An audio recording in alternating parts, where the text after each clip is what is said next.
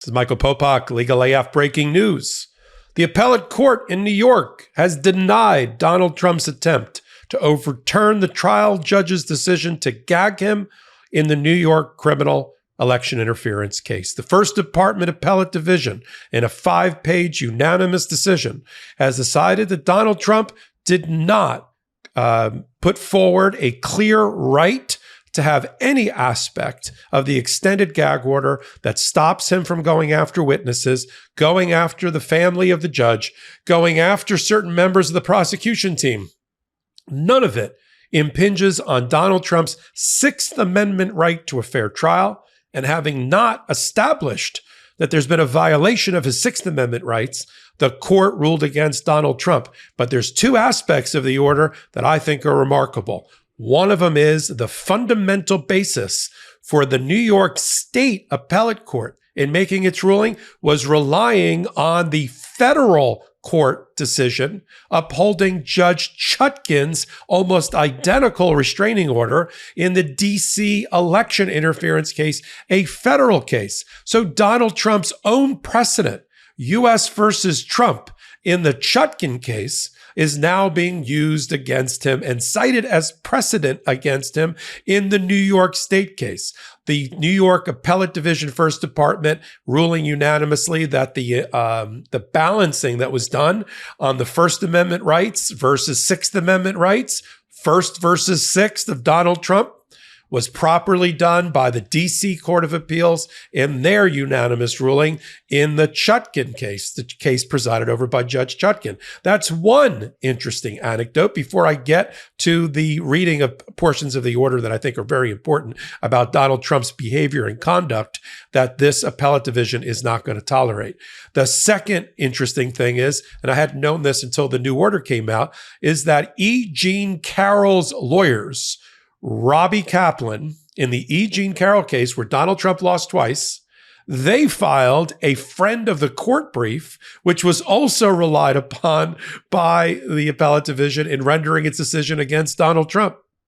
See, again, Donald Trump creates his own opposition and his own case law to be used and cited against him when a appellate division now rules on him. I mean, you could just cite, without recitation of any other cases, case after case after case where Trump is in the name of the case. U.S. versus Trump, Trump versus U.S., state courts, federal courts, civil cases. In this case, Robbie Kaplan coming in for E. Jean Carroll to file their brief. Now let's get to the bottom line here of what the appellate division has just ruled. And I'm going to read to you from the order itself. We go to page 2 of the order, and it lays out what the appeal is.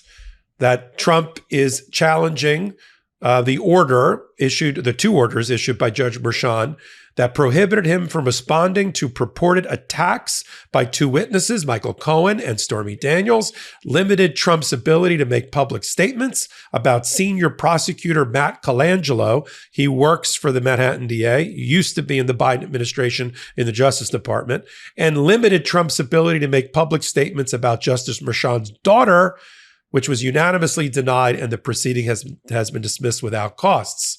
They then go into the sort of the nitty-gritty of the particular procedural rule used by Donald Trump, what we call in the state of New York an Article 78 proceeding. I won't bore you with the details there, but it is a writ of prohibition where you actually try to restrain a trial judge from exceeding its powers. But the appellate court found that Judge Merchan did not exceed his powers at all. And in order for Trump to have prevailed on his appeal, which he did not, he'd have to show that he has a clear legal right to have the gag orders overturned because the court had exceeded its powers, and that they found that the judge did not exceed his powers. They particularly cited, as I said before, the United States versus Trump case down at the related to the federal restraining order, which was nearly identical to the restraining order here. And what it says on page 3 is that the federal restraining order and the jurisprudence that they rely on from the D.C. Court of Appeals to render their decision here in the state appeal properly, this is on page 3, properly found that the order was necessary under the circumstances, holding that Trump's documented pattern of speech and its demonstrated real-time, real-world consequences poses a significant and imminent threat to the functioning of the criminal trial process. Trump's conduct is an imminent threat to the functioning of the criminal trial process. How many times have we heard before that Donald Trump, his main strategy is to try to undermine the institutions of our democracy in order to win? Most clothes are uncomfortable or too tight or never actually the size you really are, not to mention the annoyance of trying to put a good outfit together.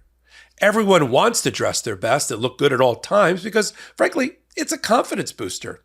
I regularly wear Rhone when I do the podcast or on Hot Takes. So here's the deal. Men's closets were due for a radical reinvention, and Rhone stepped up to the challenge. Rhone's commuter collection is the most comfortable, breathable, and flexible set of products known to man. And here's why. Rhone helps you get ready for any occasion with the commuter collection, which offers the world's most comfortable pants, dress shirts, 1/4 zips, and polos. Rhone's comfortable 4-way stretch fabric provides breathability and flexibility that leaves you free to enjoy what life throws your way. From your commute to work to your 18 holes of golf. It's time to feel confident without the hassle. With Rhone's wrinkle release technology, wrinkles disappear as you stretch and wear the products. It's that easy. With Gold Fusion anti-odor technology, you'll be smelling fresh and clean all day long. And on top of that, Rhone is 100% machine washable, so you can ditch the dry cleaner altogether. Rhone has truly become my favorite clothes. We're on the move a lot. Whether it's jumping from meeting to meeting or catching a flight or a dinner out, the Rhone commuter collection has never let me down. Even after I wear it all day, I still feel super fresh because of that Gold Fusion anti-odor technology. Head to Rhone.com/LegalAF and use promo code LegalAF to save 20% off your entire order. That's 20% off your entire order when you head to RHONE.com/LegalAF and use code LegalAF. It's time to find your corner office. Particularly, the court went on page 3 over to page 4, that the circuit court, Judge Chutkan, concluded that Trump's directed statements at potential witnesses concerning their participation in the criminal proceeding posed a significant and imminent threat to their willingness to participate fully and candidly, and that courts have a duty to shield witnesses from influences that could affect their testimony and undermine the integrity of the trial process. In particular, the court says that yes, this court recognizes that Donald Trump has a First Amendment right. And so what they said on page 2, for instance, is that it is well established that although litigants do not surrender their First Amendment rights at the courthouse door, those rights may be subordinated to other interests that arise in the trial setting, citing United States versus Trump, the federal case I just told you.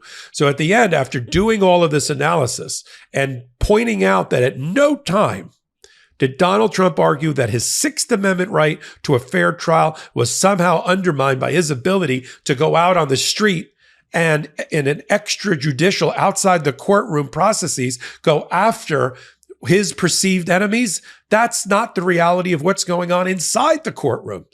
Once you're inside the wood paneling of the courtroom with a trial judge there, the only concern is the fair administration of justice, not how many times you can get retribution and bash and dox and attack those that you don't like inside the courtroom. That is not the role of the Sixth Amendment, and that is not your right under our United States Constitution.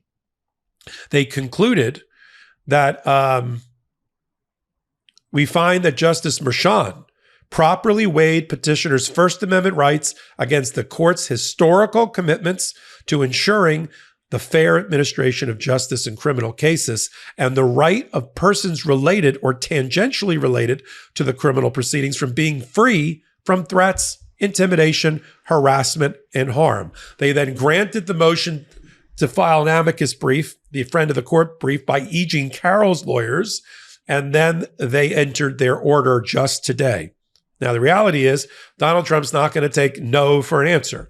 And we know his next goal is to file an appeal at the next level Court of Appeals, which is the Court of Appeals in New York. We don't have a Supreme Court in New York. The Supreme Court in New York is our trial level.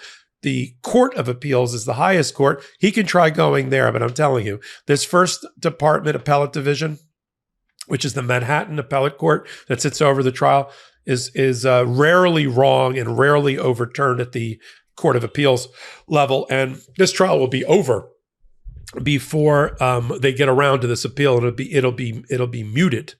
It'll be mooted, as they say, because the trial will be over. At the rate that this trial is continuing, with the prosecution concluding likely early part of this week, turning it over to the defense for whatever case they plan to put on and whatever witnesses they plan to call or recall. I don't think one of them will be Donald Trump, by the way. And then a rebuttal case by the prosecutors. We're going to be probably 2.5 to 3 weeks away from the jury getting this case. There's not enough time to take this case up, even if they tried an emergency application, which I think will be denied at the Court of Appeals level. But the headline is what I just read. Donald Trump has lost again. I think this is about his 9th time losing at the appellate court. He blames the trial courts. He blames the democratically elected Manhattan district attorney for his troubles. He blames judges who happen to be Democrats for his troubles and their daughters. He blames prosecutors that used to work as prosecutors over on the federal side. He's now going to have to blame all of these other New York appellate judges, right? Everybody's against Donald Trump.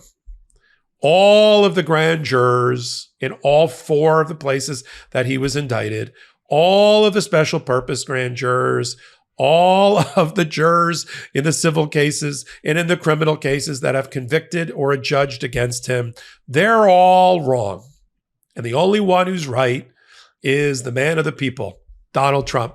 You know, election interference 2024. I mean, that's really what it's been reduced to.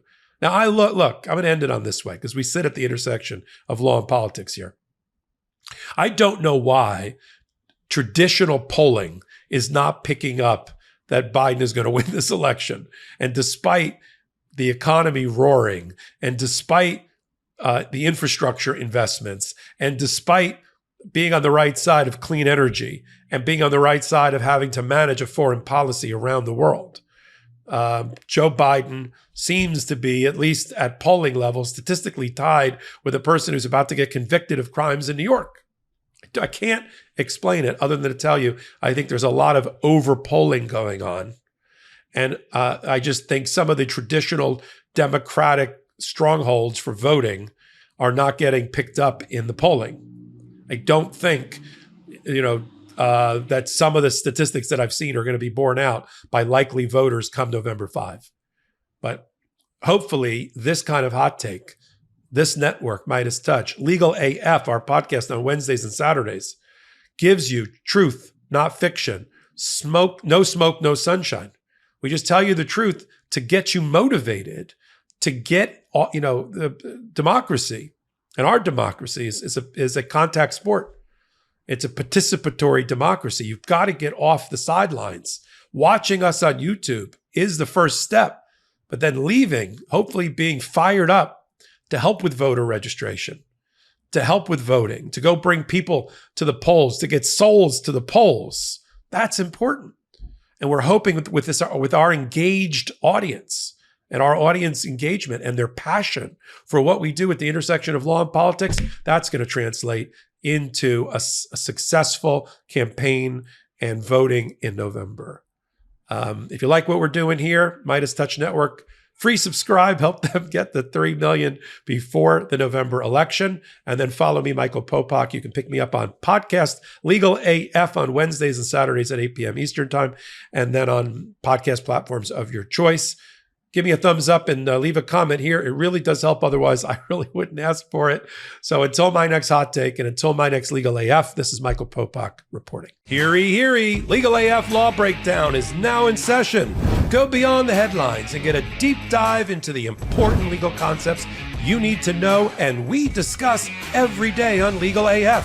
Exclusive content you won't find anywhere else, all for the price of a couple of cups of coffee. Join us at patreon.com/legalaf. That's patreon.com/legalaf.